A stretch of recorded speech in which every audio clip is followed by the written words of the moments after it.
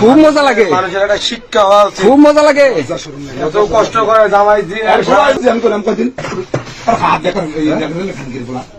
সাবধানে আসল, সাবধানে আসল। তোর বাহির হলে মান স্পট কর, তোর বাহির আনিস। এই যে এর আগেও ওরা খাইছে, আজকে অনেকক্ষণ দেখতেছি রুমের ভিতর আকাম করতেছে। হ্যাঁ, এই অবস্থা ধরা পড়ছে।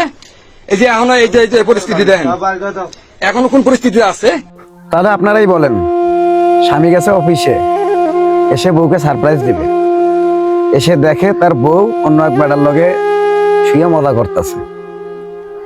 তার স্বামী দিয়ে মন ভরে না, অন্য এক বেড়া লাগবো। এখন তো আমছালা দুইটাই হারাইলো, এখন হারে হারে টের পাইব যে স্বামী কি জিনিস, আর ক্ষণিকের মজা তার কি মজা। এরকম মহিলা থেকে সবাই সাবধান। একটা কথা মনে রাখবেন, কিছুক্ষণের দেহের শান্তি বিনিয়োগের কারণে একটা সংসার থেকে বঞ্চিত হয়ে যাচ্ছেন। সন্তানাদি থাকার পর আপনারা পরকীয়ায় জড়িয়ে যাচ্ছেন শুধু কিছুক্ষণের দেহের শান্তির জন্য।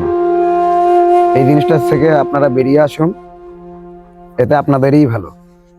ধন্যবাদ।